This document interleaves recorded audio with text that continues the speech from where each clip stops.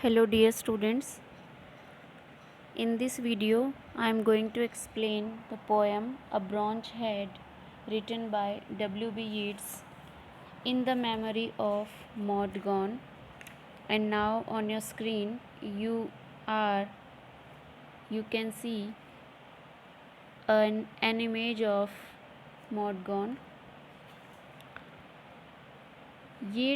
When Yeats wrote this poem Bronze Head, Maud Gonne was in his mind, and the beautiful generous portrait in this poem combines two of Yeats' most persistent themes, namely contemporary degeneration, means contemporary deterioration, and the ravages of time.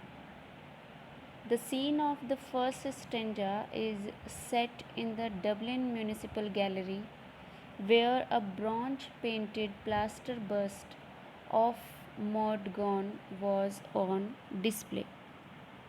So, this poem is in the memory of Maud Gonne. William Butler Yeats was born near Dublin in 1865, and A Bronze Head is one of Yeats' later poems from the collection Last Poems. Maud Gonne had been in his mind when he composed this poem. It was the outcome of that inspiration which he received from viewing a statue of Maud Gonne in her old age. And that statue is sculptured by Lawrence Campbell. The bust-sized bronze statue of Maud Gonne is placed at the right side of the entrance to the art gallery at Dublin. So now we will discuss that this bust had made him seek some human and superhuman qualities in her, for she lived as a dynamic human being and faced death triumphantly.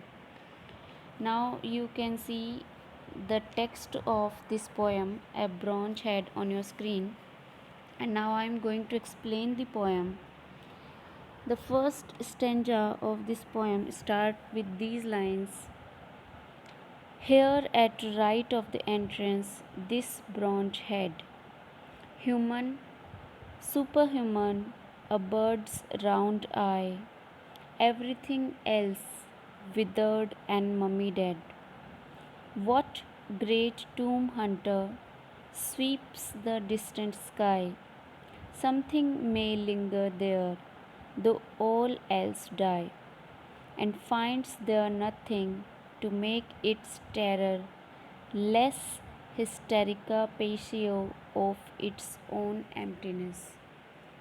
So Yeats studies Maud Gonne's old age aspect, which, except for a bird's round eye, is withered and mummy dead, yet the life in that round eye gives her a supernatural quality. So here in the line number 1, bronze head, this is a reference to a bronze painted plaster bust. Bust means the upper part of the body of Maud Gonne. The bust was made by the sculptor Lawrence Campbell and was on the display in the Dublin Municipal Gallery. The bust depicted Maud Gonne as an aged woman. So the bust is portrayed as the age-old features of Maud Gonne. Now in the first line there is a description about the location, and in second line you can see the poet is saying that human, superhuman, a bird's round eye, everything else withered and mummy dead. The meaning of these lines are that the bronze head of Maud Gonne looks human, but it also looks superhuman because its eyes are like those of a bird, and the speciality of birds' eyes are that they are keen and alert. So the poet is saying that she is looking not only human but superhuman, And in the third line he says everything else withered and mummy dead, that except the eyes are keeny and alert, seems keeny and alert, but every other feature of the face is withered and dead, like the features of a corpse. In the next line, what great tomb hunter sweeps the distant way. In these lines, the poet is mentioning about that lonely bird who fly over a graveyard. So here, tomb hunter may also be a disparaging reference to the black clothes which Morgan used to wear and which symbolized her stern political conscience and purpose. So here he is comparing, here he is using a metaphor to describe the inner soul of Morgan.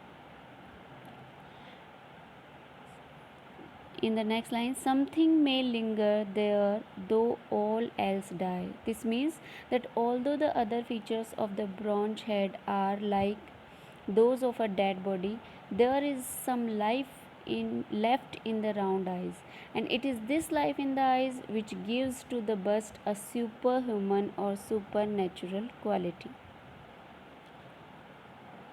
The last two lines of this stanzas are, and finds there nothing to make its terror less, hysterica patio of its own emptiness. It means that, like that of a lone bird flying over a graveyard, that evening seems to be terrorized of its own emptiness. And here, hysterica patio means hysterical fear or terror. So, in the first stanza, W.B. Yeats completely describe the bronze head which is at the display of Dublin Municipal Gallery, and he mentions that only the bronze head's eyes have the quality of human or superhuman. Other features of that bust is decayed and looks withered. Stanza 2. No dark tomb hunter, once her form all full, as though with magnanimity of light, yet a most gentle woman. Who can tell which of her forms has shown her substance right? Or maybe substance can be composite. Profound MacTaggart thought so, and in a breath, a mouthful held the extreme of life and death. Here in the line number 1 and 2 of this stanza, the poet is remembering the time. No dark tomb hunter once. He is saying that there was a time when Morgan was not a tomb hunter, means when Morgan was not as scary, not as lonely as a bird who fly over a graveyard. So here he is metaphorically saying that there was a time when Morgan was not a tomb hunter. Her form all full as though with magnanimity of light. It means that was a time when she had not yet become a political agitator, but was a most gentle hearted woman. In those days, her figure was full of life and radiance, yet a most gentle woman. And at that time, she was a gentle hearted woman. Who can tell which of her forms has shown her substance right? It means it is difficult to say which is essential mode gone. It is difficult to say which is original mode gone. Whether the young girl who had not yet entered the arena of politics, or the aged woman having life only in her eyes. The fact is that the human body never accurately mirrors or reveals the essential spirit. So, here in the next line, we will discuss about the philosophy of MacTaggart, because here is a mention of MacTaggart, who belonged to British idealism. His theory was that substance can be composite. So here this his theory is mentioned in the next line, that or maybe substance can be composite. Profound MacTaggart thought so. And in a breath, a mouthful held the extreme of life and death. So now I will show you who was MacTaggart and what was his birth and death time. MacTaggart, you can see the picture of MacTaggart, image of MacTaggart on your screen. He was born on 3rd September 1866 and died in 18 January 1925 in London, and his genre was British idealism. His famous theory was as described in the poem. His famous theory you can see in the line number, maybe substance can be composite. This is the theory philosophical MacTaggart. He believed that substance is composite. So here the poet is remembering the time when Mordaunt was not a tomb hunter, and that was the time when she had not yet become a political agitator, but was a most gentle hearted woman. And it is impossible for the poet to know the real Mordaunt. And in the last lines of this stanza, the he mentions about the philosophy of MacTaggart. So that's all for today, students. In our next video, we will study stanza 3 and stanza 4 and the critical appreciation of this poem. Thank you all.